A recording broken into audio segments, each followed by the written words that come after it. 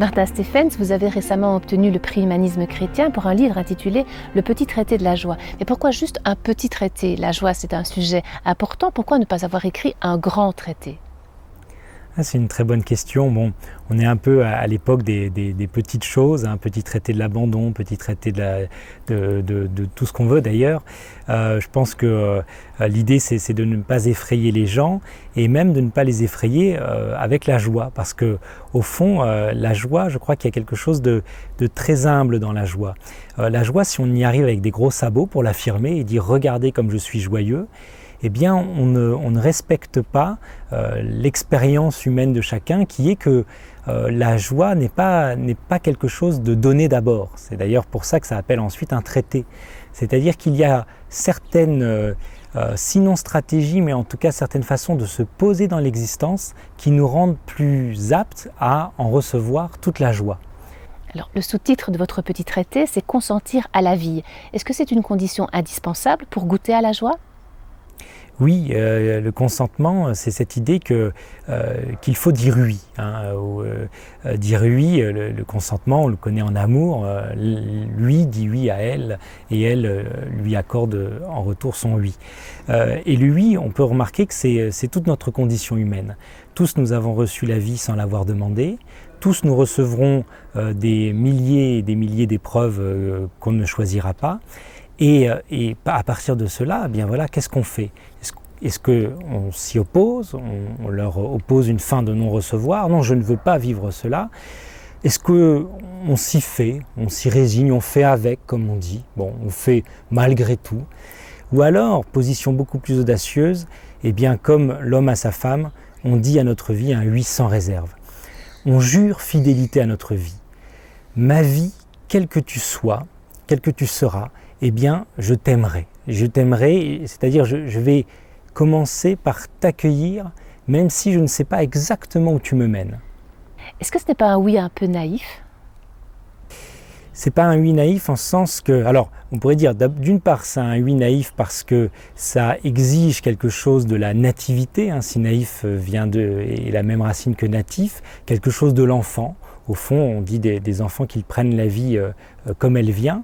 Donc il y a quelque chose en effet de l'esprit d'enfance, d'une sorte de souplesse par rapport au cours des choses. Mais ça n'est pas naïf au sens où ça requiert par ailleurs un grand courage.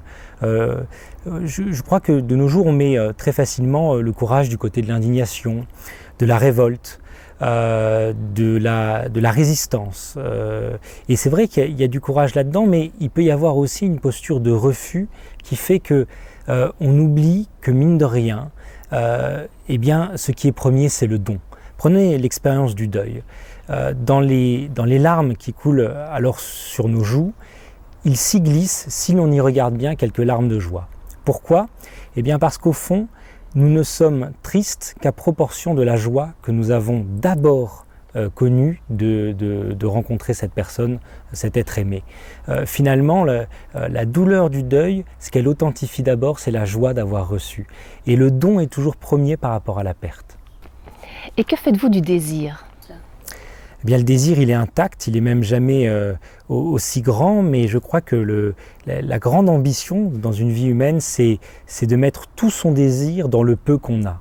Alors je dis le peu qu'on a en manière de provocation, mais c'est sûr qu'on ne sera dans une même vie ni une star de rock, ni une mère de famille nombreuse, ni un grand scientifique. Donc au fond, il va falloir se contenter de ce qu'on a. Mais vraiment se contenter au sens du mot content, c'est-à-dire en être pleinement content. Je crois que le grand secret du bonheur, c'est de mettre toute son attention dans ce qu'on a, d'avoir l'appétit de notre assiette d'abord, et après, si il nous est donné plus, eh bien tant mieux.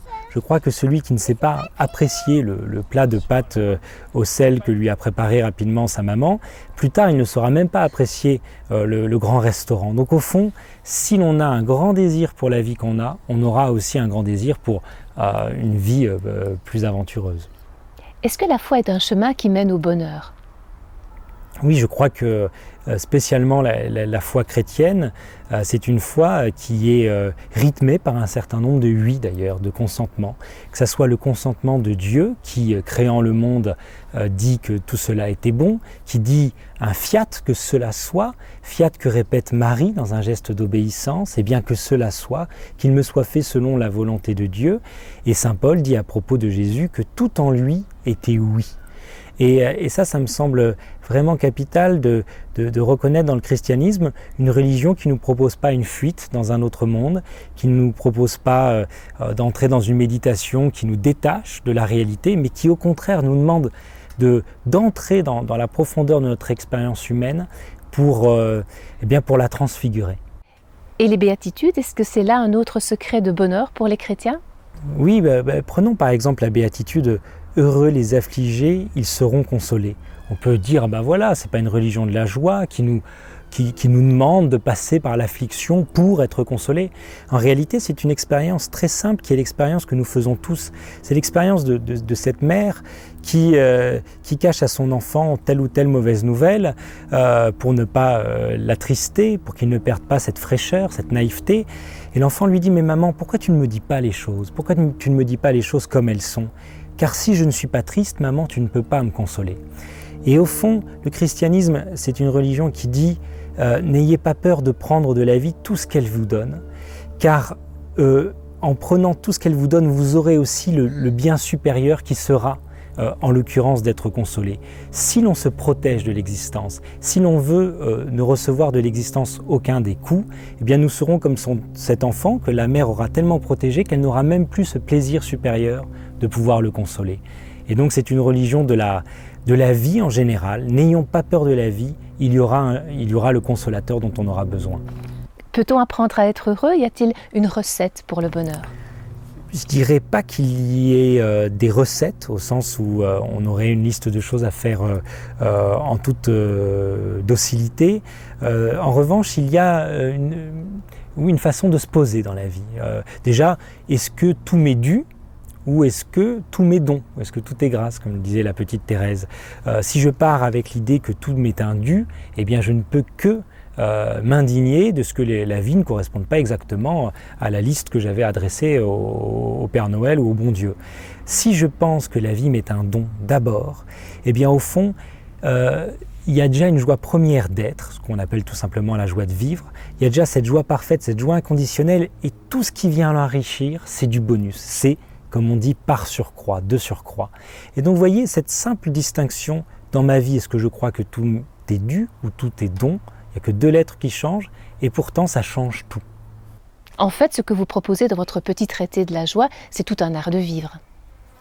Voilà, et le mot art me convient plus que recette, puisque dans l'art, effectivement, tout artiste doit faire avec une matière première qui lui résiste et dans laquelle il doit déjà voir se dessiner la sculpture qu'il cherche à obtenir.